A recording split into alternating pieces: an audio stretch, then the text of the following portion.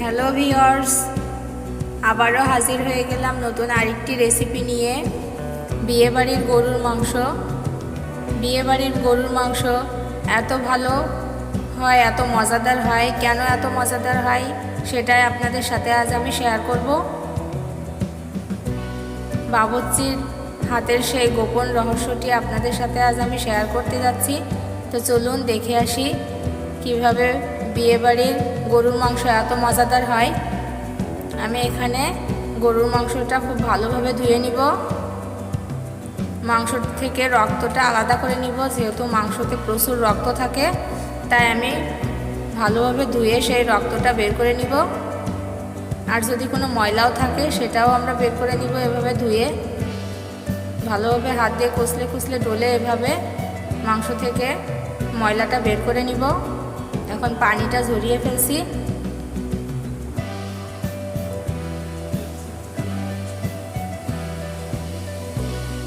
এই যে মাংসের সাইজটা আপনারা পছন্দ মতো কাটতে পারেন, কিন্তু খুব বেশি ছোট কাটবেন না, তাহলে মাংসটা গলে যাবে। একটু বড় আকৃতি করে মাংসটা আমরা কেটে নিব। মাংসটা ধোয়া হয়ে গেছে। এখন মাংসটা রান্নার যে পাতিলে আমরা রান্না করব সেই পাতিলে এক এক করে উঠিয়ে নিচ্ছি। পানিটা ঝরিয়ে নিচ্ছি এভাবে গোশ থেকে।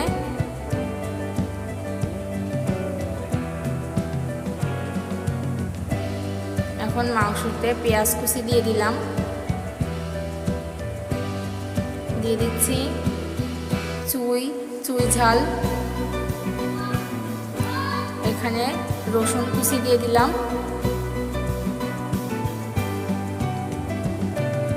দিয়ে দিচ্ছি পরিমাণ মতো লবণ,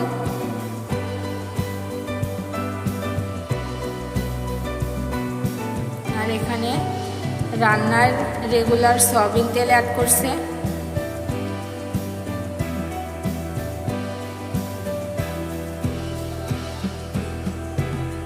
এই প্রসেসটা কিন্তু রান্নার আগেই করছে বাবুর্চি। এই যে এখানে একটু পানিও দিয়ে দিচ্ছে। এটাই কিন্তু সেই বাবুর্চির হাতের ম্যাজিক, যে কারণে মাংসটা খেতে এত বেশি মজাদার হয়। সেই গোপন রহস্যটা কিন্তু এটাই। সবগুলো উপকরণ দিয়ে কিছুখানি সময় এই যে ঢাকনা দিয়ে এভাবে পাতিলটা বন্ধ করে রাখছে। এখন কিন্তু চুলায় উঠাচ্ছে হাঁড়িটা। এখন সবগুলো উপকরণ ভালোভাবে এভাবে মিক্সড করে নিচ্ছে। এখনও কিন্তু জালটা ধরায়নি, মানে এখনও মাংসটা রান্না করার জন্য জালটা ধরায়নি। এটা রান্না করার আগের প্রসেস, যা আবারও কিছুক্ষণ ঢাকনা দিয়ে ঢেকে রাখছে। এখন কিন্তু চুলায় জাল ধরিয়ে দিয়েছে। এ পর্যায়ে এখন রান্না শুরু হচ্ছে। মাংসতে এখন বলক চলে এসেছে। এখন ভালোভাবে এভাবে এপিট ওপিট করে নেড়ে চেড়ে আবারও ঢাকনা দিয়ে দিচ্ছে।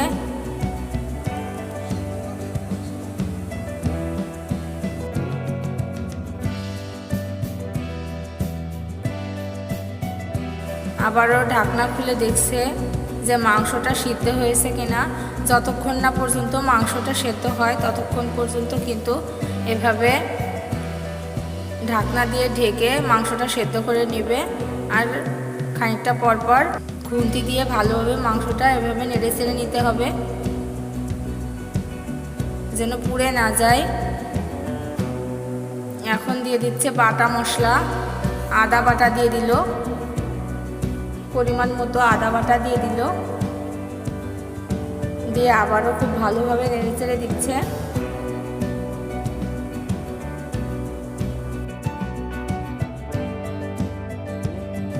এখন লাল মরিচের গুঁড়া অ্যাড করছে। ঝালটা আপনাদের পছন্দ মতো বাড়িয়ে কমিয়ে নিতে পারেন। এখানে বাবুর্চিদের পরিমাণ মতো ঝালটা দিয়ে দিয়েছে। আবারও ভালোভাবে মিক্সড করে নিচ্ছে ঝালটা, খুব ভালোভাবে নেড়ে চেড়ে দিচ্ছে।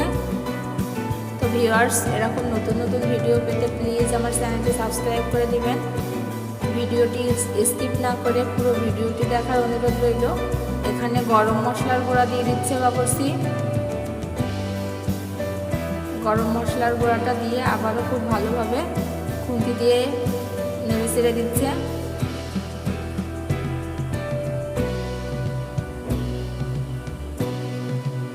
দেখুন মাংসতে কিন্তু খুব সুন্দর একটা কালার চলে এসছে।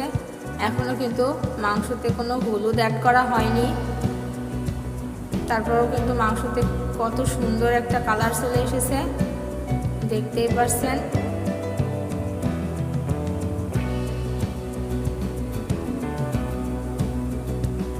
তো ভিউয়ার্স, এভাবে রান্না করলে কিন্তু আসলে বিয়েবাড়ির মাংস এত বেশি মজাদার হয়, তা বলে বোঝানো যায় না।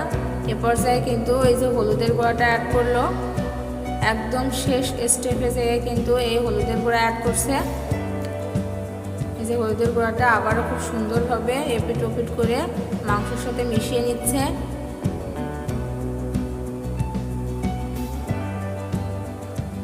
দেখেই যেন জিহ্বায় জল চলে আসছে।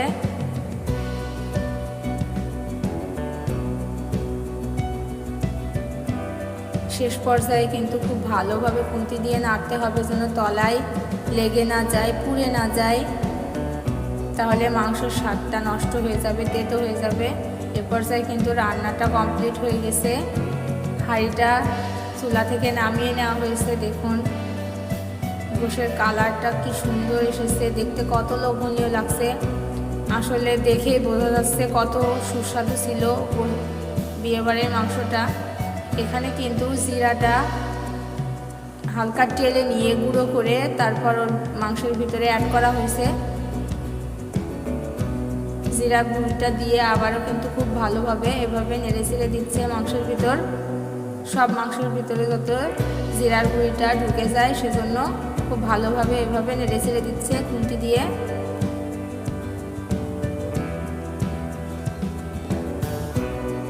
তো আজ এই পর্যন্তই, দেখা হবে পরবর্তী ভিডিওতে। আল্লাহ হাফেজ।